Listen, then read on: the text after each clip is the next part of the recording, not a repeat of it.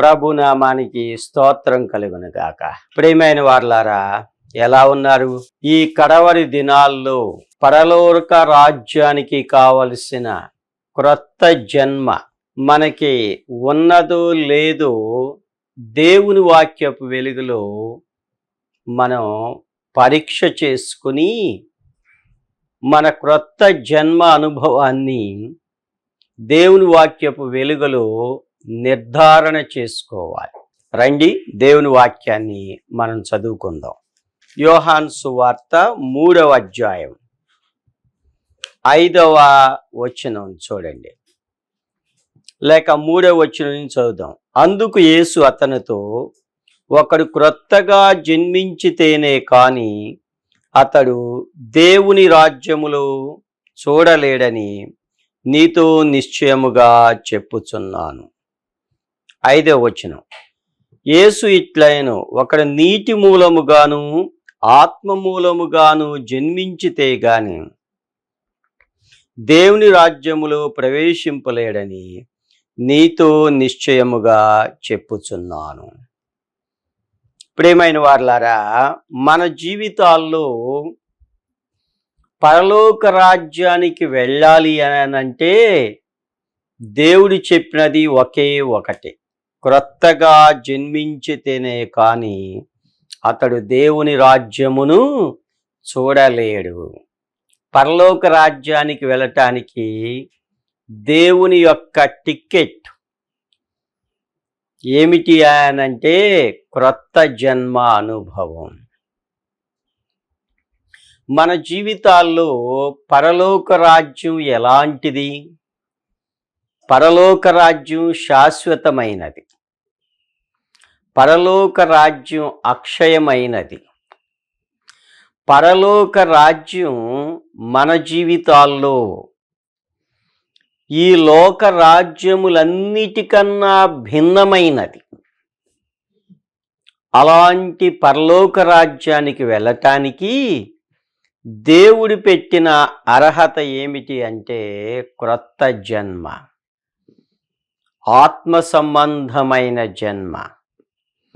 శరీరానుసారమైన జన్మ ఎలాంటిదో ఆత్మ సంబంధమైన జన్మ పరలోక రాజ్యానికి వెళ్ళటానికి కావాలని క్రీస్తు ప్రభు పరిసయ్యుడును ఇశ్రాయేలుకు బోధకుడైన నికోదేము గారితో చెప్తూ ఉన్నాడు. మరి క్రొత్త జన్మ అనుభవం అంటంలోనే మనందరం ప్రార్థనకి వెళతాం అనుకుంటాం, మంచిదే. దేవుని సన్నిధిలో నడుచుకుంటాం అంటున్నాం, మంచిదే. దేవుని వాక్యపు వెలుగులో క్రొత్త జన్మ అనుభవం ఏమిటి? దేవుని వాక్యంలో మన జన్మ దానికి సరిపోల్చి చూసుకోవాలి. మన ఆత్మీయ జీవితం వాక్యానికి సరిపోల్చి చూసుకుంటే మన జన్మ క్రొత్త జన్మో లేకపోతే ఇంకా పాతది ఉన్నదో లేదో మనం ఒకసారి తెలుస్తుంది. చూడండి, పేతురు రాసిన మొదటి పత్రిక 1వ అధ్యాయం 23వ వచనం, మీరు క్షయబీజము నుండి కాక శాశ్వతమగు జీవము గల దేవుని వాక్య మూలముగా అక్షయ బీజము నుండి పుట్టింపబడిన వారు గనుక నిష్కపటమైన సహోదర ప్రేమ కలుగునట్లు. ఎలా పుట్టాలి? మన యొక్క నూతన జన్మ అనుభవానికి మూలమైనది ఏమిటి అనంటే శాశ్వతమగు జీవము గల దేవుని వాక్య మూలముగా అక్షయ బీజము నుండి పుట్టింపబడిన అనుభవం మనలో ఉండాలి. దేవుని యొక్క వాక్యానుసారముగా మన యొక్క జన్మ ఉండాలి. ఇది క్రొత్త జన్మ అనుభవంలోని ముఖ్యమైన అంశం. క్రొత్త జన్మ అనుభవం మనలో ఉండాలి. అది ఎలాగూ అంటే వాక్యం మనలో పని చేయాలి. వాక్యం నీ జీవితాన్ని మార్చాలి. వాక్యం నీ జీవితాన్ని నడిపించాలి.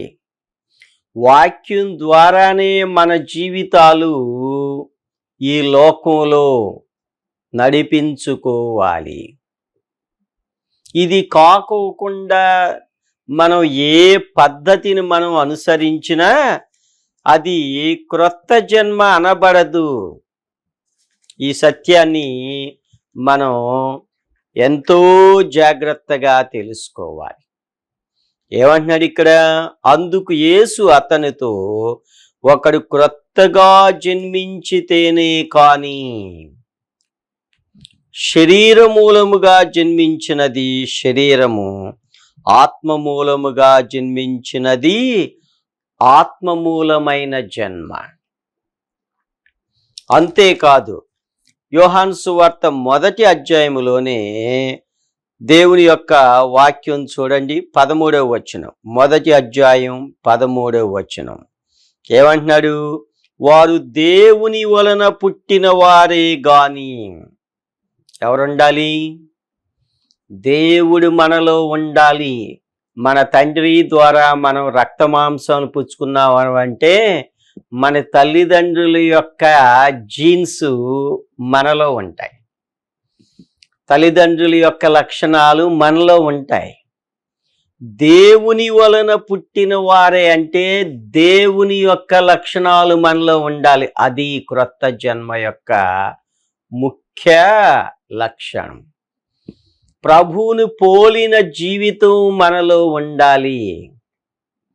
మనల్ని చూస్తూలోనే వీళ్ళు దేవుని బిడ్డలు అనన్నది క్రొత్త జన్మ యొక్క ప్రూఫ్. మనలో ఉందా? మన యొక్క మాటల్లో ఉందా? మన క్రియల్లో ఉందా? మనలో దేవుని యొక్క కార్యాలు, దేవుని యొక్క పోలికలు ఎంతవరకు ఉన్నాయి? ఇది మన జీవితాల్లో ఈ కడవరి దినాల్లో పరీక్షించుకోవాలి.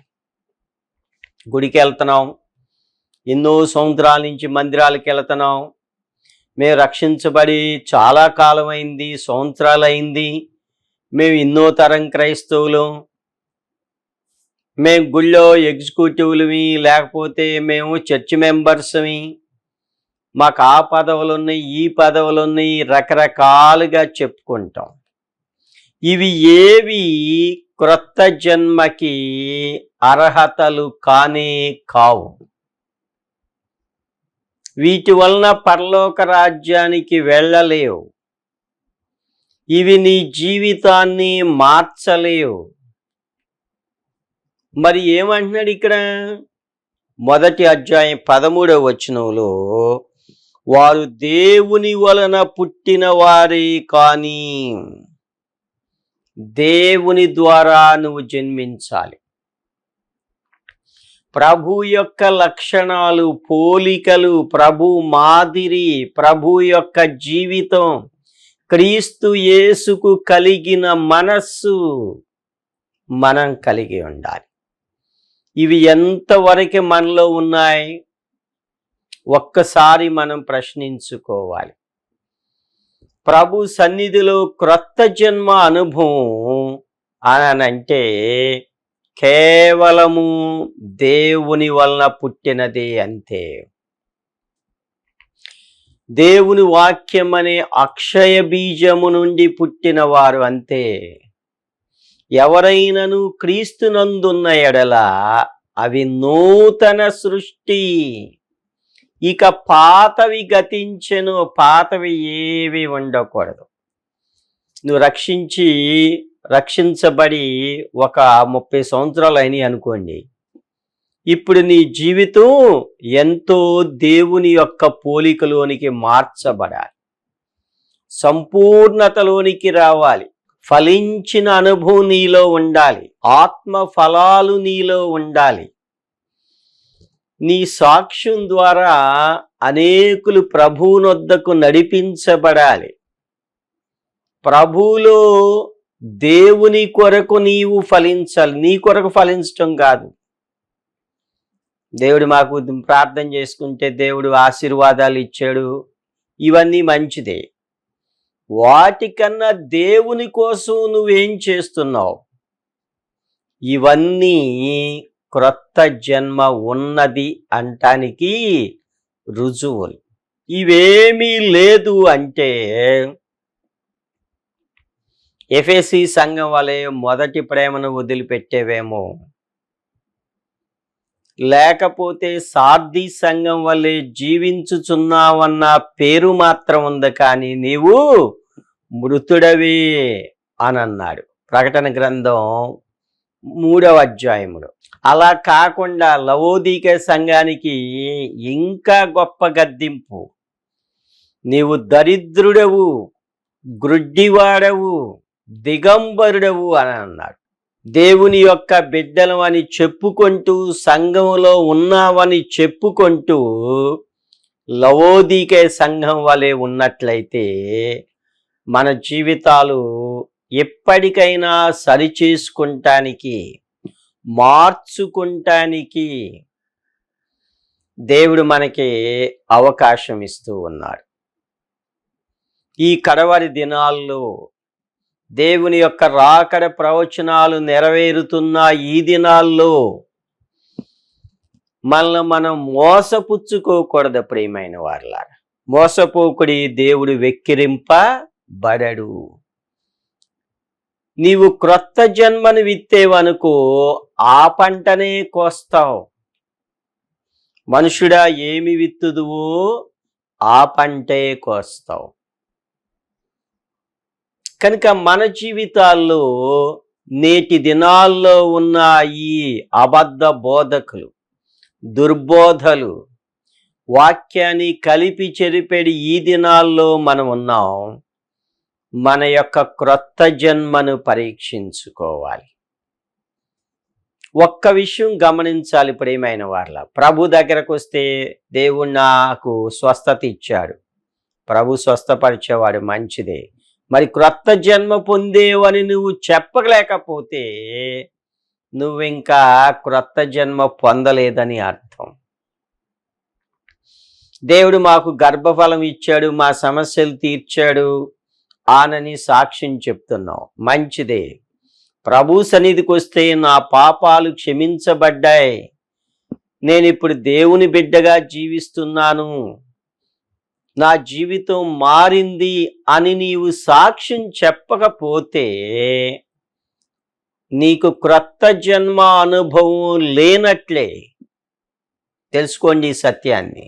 మన జీవితాల్లో క్రొత్త జన్మ అనుభవం పొందిన తరువాత ఆ జన్మ అనుభవం మనలో చూపించకుండా, అలాంటి క్రియలు లేకుండా మనం ఉండలేం. ఎందుకని? వారు దేవుని వలన పుట్టిన వారే కాని. అర్థమైందా? ఇదే కీర్తనకారుడు కూడా 100వ కీర్తన 3వ వచనంలో మనకు ఒక మాట ఉంటుంది చూడండి.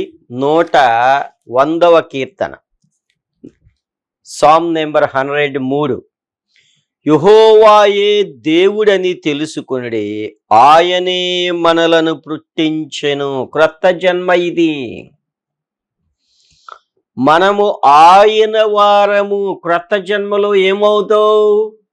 ఆయనకు వారమే. కంటే అంతకుముందు సైతానుడు నిన్ను బంధించాడు, సైతానుడు చెప్పినట్టు నడుచుకున్నావు, ఈ లోకపు దురాశలను అనుసరించి నడుచుకున్నావు, ఈ లోకపు నటన ఇదంతా గురించి నడుచుకున్నావు. ఇప్పుడిక అది నీలో ఎంత మాత్రం కనపడకూడదు. మనము ఆయన వారము. ఇంకోటి ఏమన్నాడు? మనము ఆయన ప్రజలము. చీకటిలో నుండి ఆశ్చర్యకరమైన వెలుగులోనికి మనం పిలువబడినట్లయితే ఏర్పరచబడిన వంశము అదే. మనము ఆయన వారము, అదే ఏర్పరచబడిన వంశము. రాజులైన యాజక సమూహము అనగా ఆయన ప్రజలము, ఆయన మేపు గొర్రెలము. ఇది క్రొత్త జన్మ అనుభవం ఉన్నదా? మరి మనలో మందిరానికి వెళుతున్నాం, ఆయన ప్రజలుగా ఉన్నామా? మందిరానికి వెళుతున్నాం, ఆయన వారముగా ఉన్నామా, సైతాను వారంగా ఉన్నాం? దేవుని సన్నిధికి వచ్చి వాక్యం విన్నాక వాక్యం నీ జీవితాన్ని ఎంతవరకు నూతన పరుస్తున్నది, పాతది ఎంతవరకు పోయినది, ఇది ఒక్కసారి ప్రశ్నించుకోవాలి. 25 సంవత్సరాల క్రితం రక్షించబడినప్పుడు నీవున్న జీవితం ఇప్పటి కూడా అదే అనుభవంలో ఉంటే నీవు ప్రభువులో పుట్టావు గాని ఎదిగినట్లు కాదు, పుట్టావు గాని ఎదిగిన తర్వాత ఫలించినట్లు కాదు. మొదటి కీర్తనలో ఏముంది? అతడు నీటి కాలువల యోరను నాటబడినదై ఆకు వాడక తన కాలమందు ఫలమిచ్చు చెట్టు. నీ కాలములో నీవు పుట్టావు, నీ కాలములో నువ్వు మరి ఎదిగేవా ప్రభువులో? మొదటి పేతురు పత్రిక 2వ అధ్యాయం 2వ వచనంలో ఎంతో గొప్ప క్రొత్త జన్మ అనుభవం మనలో ఉన్నది. చూడండి, ప్రభు దయాళుడని మీరు రుచి చూచి ఉన్న ఎడల సమస్తాన్ని మానాలి. మానుకున్న అనుభవం మనలో ఉండాలి. తర్వాత ఏమనుందో చూడండి, సమస్తమైన దుష్టత్వమును, సమస్తమైన కపటమును, సమస్తమైన వేషధారణ, దూషణ మాటలను మానిన అనుభవం మనలో ఉండాలి. వదులుకున్న అనుభవం మనలో ఉండాలి. విసర్జించిన అనుభవం మనలో ఉండాలి.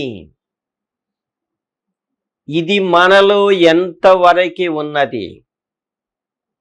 పరలోక రాజ్యం పరిశుద్ధమైనది, పరలోక రాజ్యం అక్షయమైనది, పరలోక రాజ్యం నిర్మలమైనది. విమోచింపబడిన వారే ఉంటారు. ఇంకా విమోచన లేకుండా ఉన్నవారు ఎవ్వరూ ఉండరు. ప్రకటన గ్రంథంలో మనం చూస్తాం. అయితే నీవు మానకోకుండా పరలోక రాజ్యానికి వెళ్ళావు. మాని ఇంకేం చేయాలి? 2వ అనుభవం, క్రొత్తగా జన్మించిన శిశువులను పోలిన వారై క్రొత్త జన్మానుభవం మనలో ఉండాలి. ఆ తరువాత నిర్మలమైన వాక్యమును పాల వలన రక్షణ విషయములు ఎదుగు నిమిత్తం. వాక్యం ద్వారా రక్షణ విషయములు ఎదగాలి. పుట్టిన తరువాత ఎదగాలి. ఎదిగిన తరువాత ఏం చేయాలి? ఫలించాలి.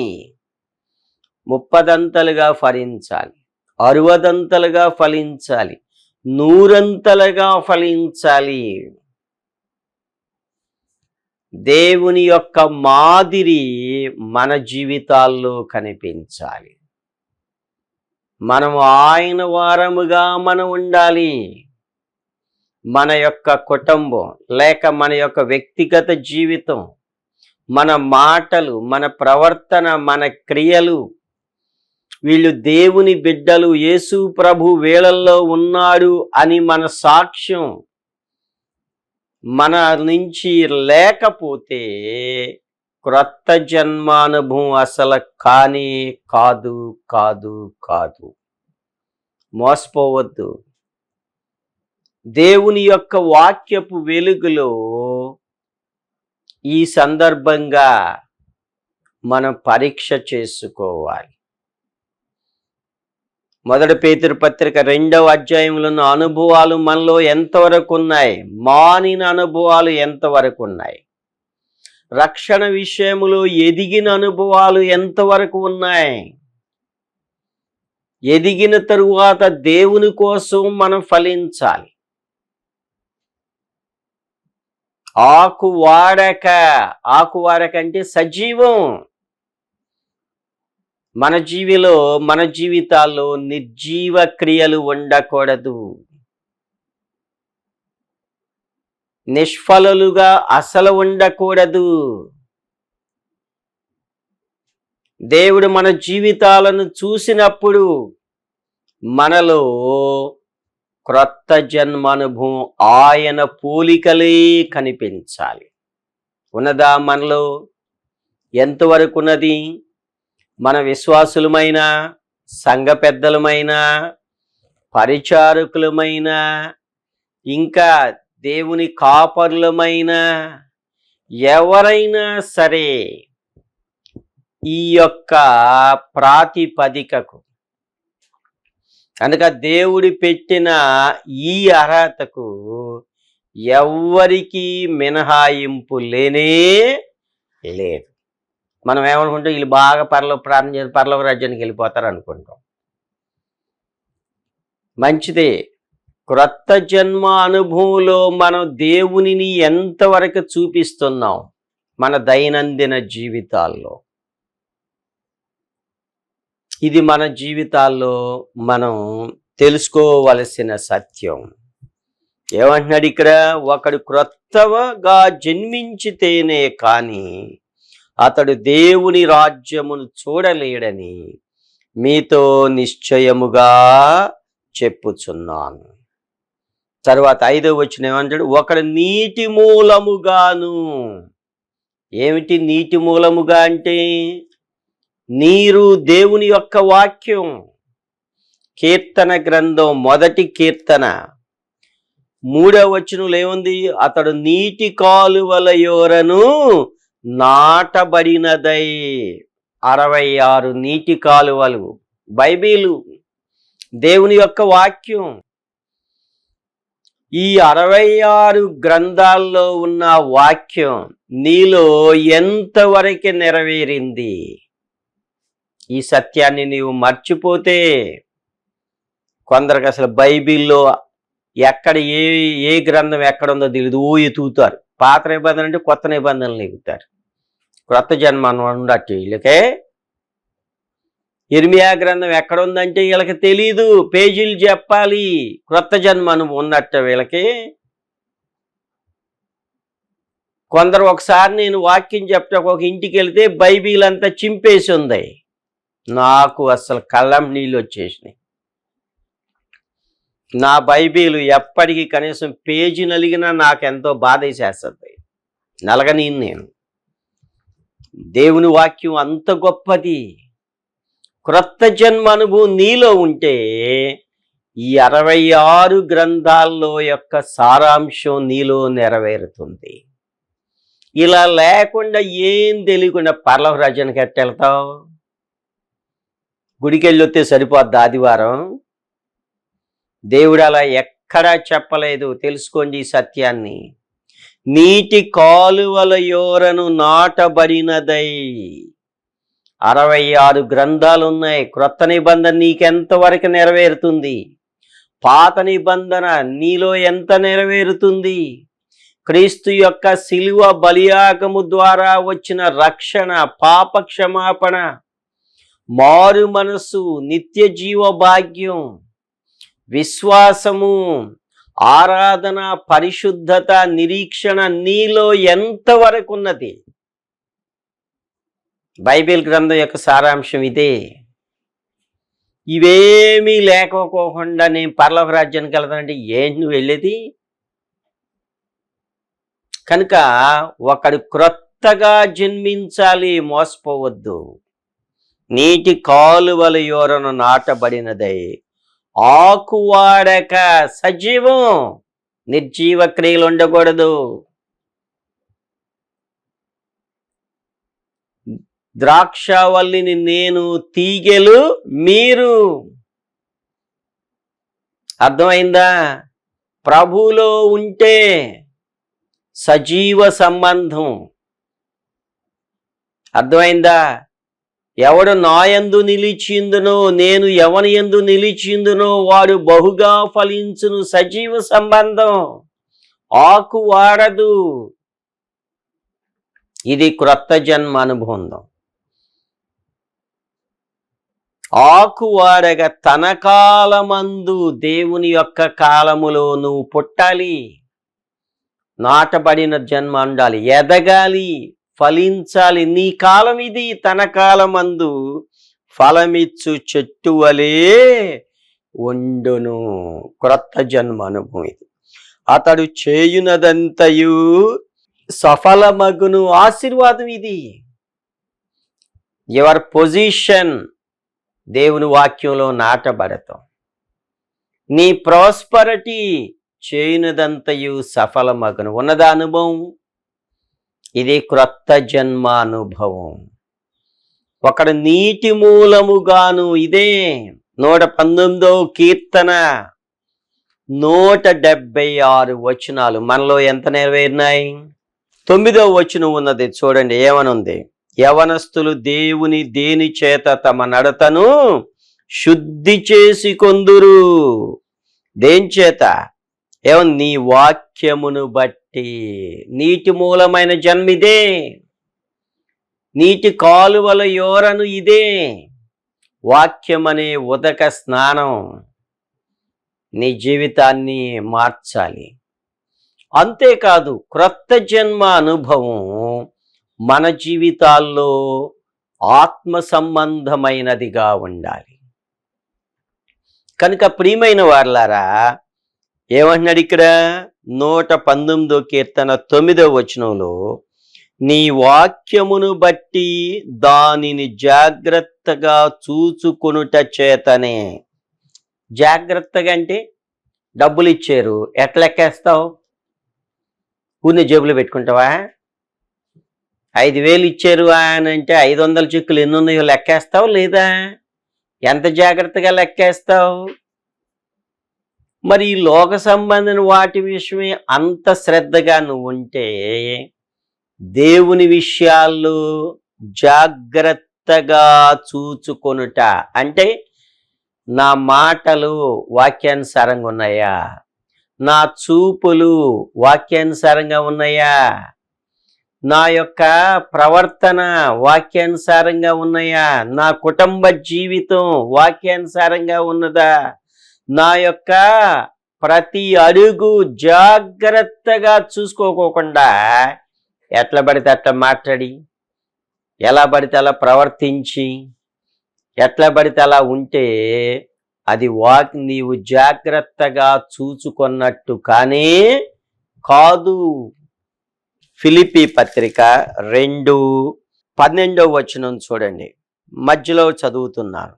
నేను మీతో లేని ఈ కాలమందు భయముతోనూ వణుకుతోనూ మీ సొంత రక్షణను కొనసాగించుకొనుడి.